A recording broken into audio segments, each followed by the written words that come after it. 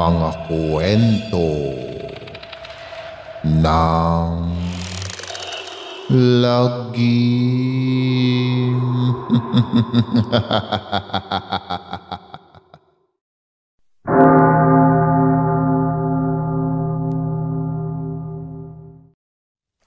Kamusta mga giliw naming tagapakinig? Mapagpalang araw po sa inyong lahat. Nagugustuhan niyo ba ang mga kwentong lagim? Pwede kayong mag-send sa amin ng mga kwentong katatakutan sa link provided sa baba. I-comment niyo po kung nasaan kayong lugar para ma-shoutout namin kayong lahat. At sa mga gustong magpa-shoutout, i-comment niyo na lang po kung nasaan kayo at kung ano ang pangalan po ninyo. Maraming salamat mga giliw naming tagapakinig. In love si Paulo kay Amara. Pero ang dalagang nag-iisang anak nang mag-asawang magsasaka sa kanilang lugar ay mainit ang dugo sa kanya. Lagi siya nitong sinusungitan na para bang may malaking kasalanan siyang nagawa rito. Palibhasa ay hindi naging maganda ang naging una nilang pagkikita. Naglalakad sa kalsada noon si Amara nang makita ni Paulo na may mabilis na motor mula sa likuran ang tumumbok sa direksyon nito. Upang mailigtas ang dalaga ay itinulak niya ito para hindi mahagip ng motor. Tumumba ang dalaga sa pagkakatulak ng binata at bumagsak sa sariwa pang etsas ng aso sa kalsada. Napatili sa sobrang pandidiri si Amara. Kaya naman sa halip na magpasalamat sa pagliligtas sa kanya ng binata ay galit na galit itong tumayo at umuwi. Mula noon, tuwing makikita ni Amara si Paulo ay naaalala niya ang pagkakasadlak niya sa etsas. Kaya kumukulo ang dugo niya. Gusto rin niya itong ingud-ngud sa etsas. Ang pamilya ni Paulo ay bagong lipat lang sa lugar na iyon. Aminado siya na kahit ganun ang nangyari sa kanila ng dalaga sa unang pagkikita ay tila ba na love at first sight siya rito. Gandang-ganda siya sa simpleng mukha nito. At hindi na iyon nawala sa utak niya na parang sadyang ipinagkit doon. Mula tuloy noon ay lagi na niyang inaabangan ang pagdungaw nito sa bintana. Ang paglabas nito sa pintuan para magdilig ng halaman at ang muli nitong paglabas sa kalye kapag bibili sa tindahan. Magkatapat lang kasi ang bahay nila. Sapat na sa kanya na masilayan ang maamong mukha nito. Sa ganoong paraan ay sumasaya na ang puso niya at nakokompleto na ang araw niya. Kahit pa ang matatamis niyang ngiti rito ay lagi nitong sinusuklian ng matatalim na pag-irap. Isang hapon, habang tahimik na nagkakape sa harap ng bakuran nila si Paulo at hinihintay ang pagdungaw ng dalaga sa bintana, ay bigla niyang naibuga ang mainit na kape at muntik pang mabitawan ang magnang biglang sumulpot sa harapan niya ang isang matandang babae na nasa edad 90. Nakakatakot ang itsura nito na parang isang mangkukulam. Tila alam nito ang lihim na pagtatangi ni Paulo kay Amara at nag-alok ng tulong. Tinanong ni Paulo kung anong tulong ang inaalok nito. Ngumisi ang matanda at sinabing bibigyan niya ito ng gayuma na pagpapaibig sa dalaga sa loob ng mahabang panahon. Sa isang kondisyon, Tinanong ng binata kung anong kondisyon iyon. Ibinulong sa kanya ng matanda kung anong kondisyon iyon. Nanlaki ang mga mata ni Paulo. Tigas na tanggi niya sa nais mangyari ng matandang babae. Bago umalis ang matanda, ay sinabi nito sa binata na kung magbago ang isip nito, ay puntahan lang siya sa tahanan niya sa gulod. Habang lumilipas ang araw, ay lalong lumalalim ang pagtingin ni Paulo kay Amara. Ngunit pakiramdam naman niya ay lalo ring lumalalim ang inis nito sa kanya. Pakiramdam niya ay isang nakakadiring etsas ang tingin nito sa kanya. Nakakaramdam tuloy ng awa si Paulo sa sarili nang makitang may humintong kotse sa harap ng bahay nila Amara. Bumaba mula rito ang isang gwapong lalaki na tingin ni Paulo ay kaedaran lang nila. May dalang bulaklak na maganda at mukhang mamahalin. Nakita niyang magiliw itong pinatuloy ni Amara at mga magulang nito sa loob ng bahay nila. Kinabahan si Paulo. Natakot na maunahan siya ng iba sa dalagang sinisinta. Ilang araw at gabing pinag-isipang mabuti ni Paulo ang binuong pasya.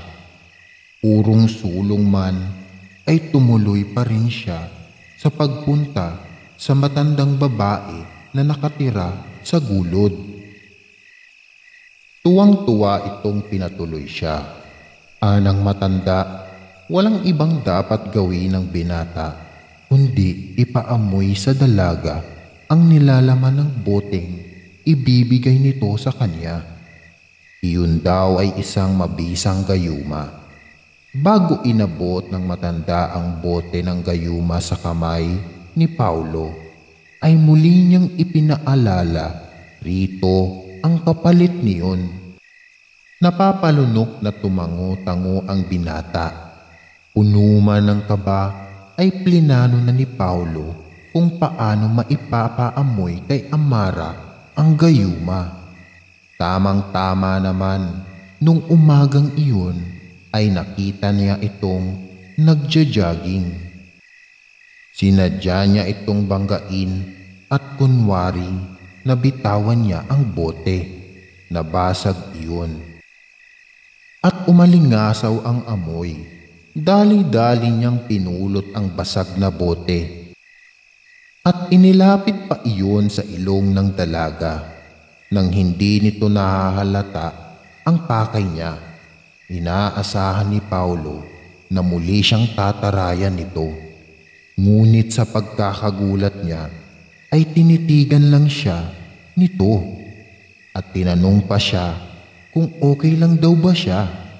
Nauutal na sumagot ang binata na okay lang siya.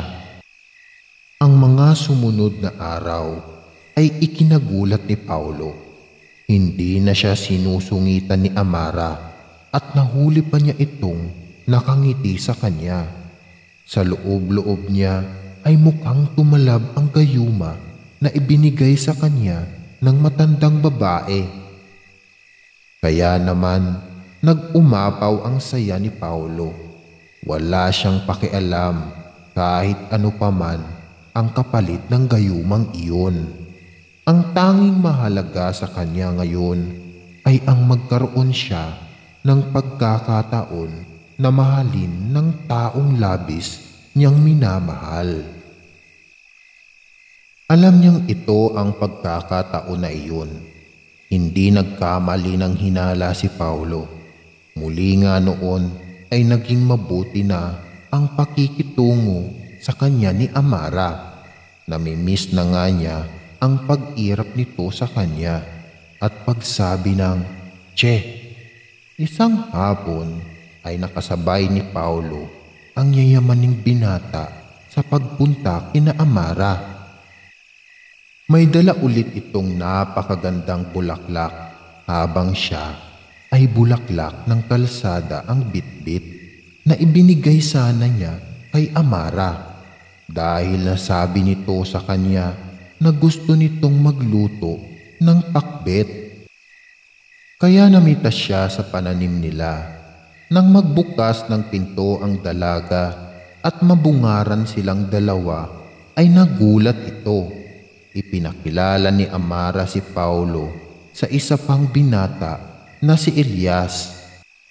Para mabili ang lupa nila, ito raw ang taktika ng papa nito para mapapayag ang mga magulang niya na ibenta ang lupang sakahan nila, pero hindi raw siya magpapauto. Harapang sinabi ni Amara sa dalawa na mas gusto niya ang bulaklak ng kalabasa na dala ni Paulo dahil magagamit niya sa kanyang niluluto. Ang mamahalit at magandang bulaklak ni Elias ay tititigan niya lang hanggang sa malanta. Inis na umalis si Elias. Nagpatuloy ang magandang samahan ni na Paulo at Amara. Hindi na nga bumalik na para manuyo si Elias dahil wala naman talagang itong gusto kay Amara, kundi lang sa utos ng ama.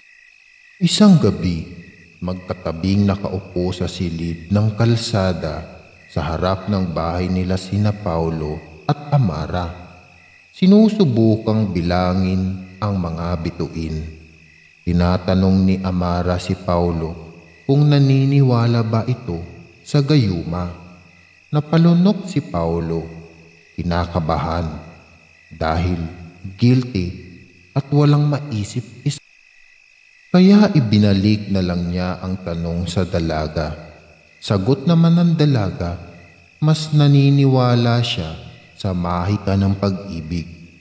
Tapos tumingin siya sa mga mata ng binata, tumitig at pumikit ng unting-unting inilapit ni Paulo ang labi nito sa mga labi niya.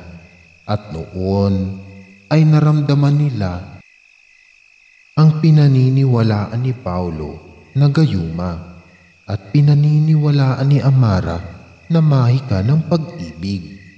Makalipas ang 2 taon, ang dalawa ay nagpasyang haharap na sa altar upang hingi ng basbas ng Diyos sa kanilang pagsasama.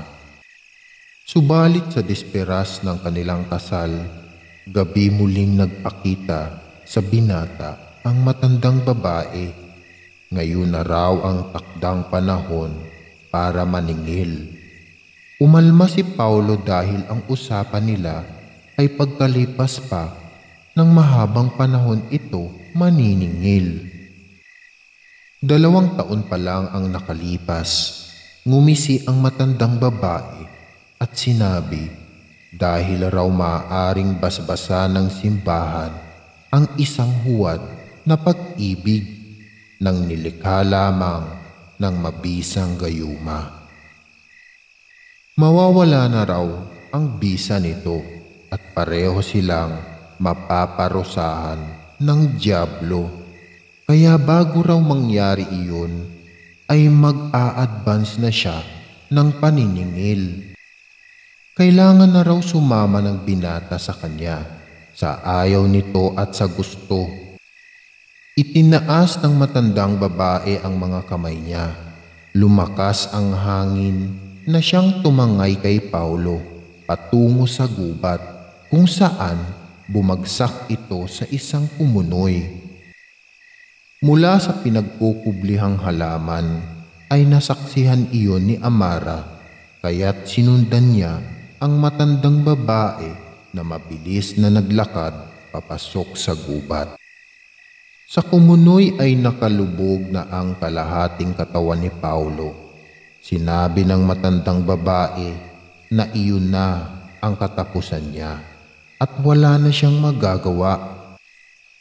Nung araw na naamoy ni Amara ang gayuma ay iyon na rin ang araw ng pagsanla ni Paulo ng kaluluwa niya sa dyablo para lang sa pag-ibig na inasam. Ngunit ikinagulat nila ang biglang pagsulpot ni Amara at sinabing hindi siya nagayuman ni Paulo. Kung ang tinutukoy nila ay laman ng nabasag na bote dahil may sipon siya nung araw na yun, wala siyang pang-amoy. Sa nanghihinang boses, tinanong ni Paulo kung bakit biglang nagbago ang pakikitungo nito sa kanya. Inamin ni Amara na nung saglit niyang napagmasdan ang mukha ni Paulo habang dinadampot nito ang basag na bote, ay naisip niya na magagamit niya ang binata para tigilan na siya ni Elias. Sa sinabing iyon ni Amara ay mas lalong nalubog sa kumunoy si Paulo at nagsimula na ring maglabasan ang mga mumunting demonyo na humila rito pa ilalim. Humingi ng tawad si Amara kay Paulo dahil hindi naging maganda ang pakitungo niya rito nung una at sa pagtatangkang gamitin ito para sa sariling kapakanan. Ngunit ang lahat ng ipinakita niya rito ay dahil sa tunay na pag-ibig na nararamdaman niya sa bawat sandaling magkasama sila. Humingi rin ng tawad si Paulo sa paggamit niya ng gayuma. Hindi makapaniwala ang matandang babae sa mga sinasabi ng dalawa, kaya agad niyang isinigawa ang ritual para tapusin ang eksenang iyon. Lumuhod si Amara sa harapan ni Paulo. Pilit inabot at hinawakan ng mahigpit ang mga kamay nito. Ipinaalala niya sa binatang malapit ng panawan ng ulirat. Ang tanong niya kung naniniwala ba ito sa mahika ng pag-ibig. Tumango si Paulo. Kung ganun daw, ay iyon na ang pagkakataon na patunayan ng pag-ibig ang mahika niya sa dalawang tao na nagmamahala ng tunay. Inutusan ni Amara si Paulo na huwag bibitaw sa kanilang pag-ibig. Habang mahigpit na hawak ni Amara ang kamay ni Paulo, sinabi niya sa matandang babae na nagre-ritual na wala itong karapatan sa kaluluwa ni Paulo dahil hindi naman tumalab ang gayuma. Dapat itong magtungo sa impyerno ng mag-isa. Nagambala ang pagre-ritual at nangibabaw ang sigaw ng mga puso. Kaya naman, nang muling umihip ang malakas na hangin, ay tinangay nito palayo ang matandang babaeng nagmula sa lahi ng mga mangkukulam. Habang ang kumunoy ay unti-unti ring naglaho. Natuloy pa rin ang kasal ni na Paulo at Amara kinabukasan. Ang pangyayari nung nagdaang gabi ay inilihim nila sa lahat at nangangakong mamahalin ang isa't isa ng wagas at walang halong gayuma. Samantala, muli na namang naglakad-lakad ang matandang babae, naghahanap ng pusong sawi na maaalok niya ng kanyang gayuma. Ikaw, gusto mo ba?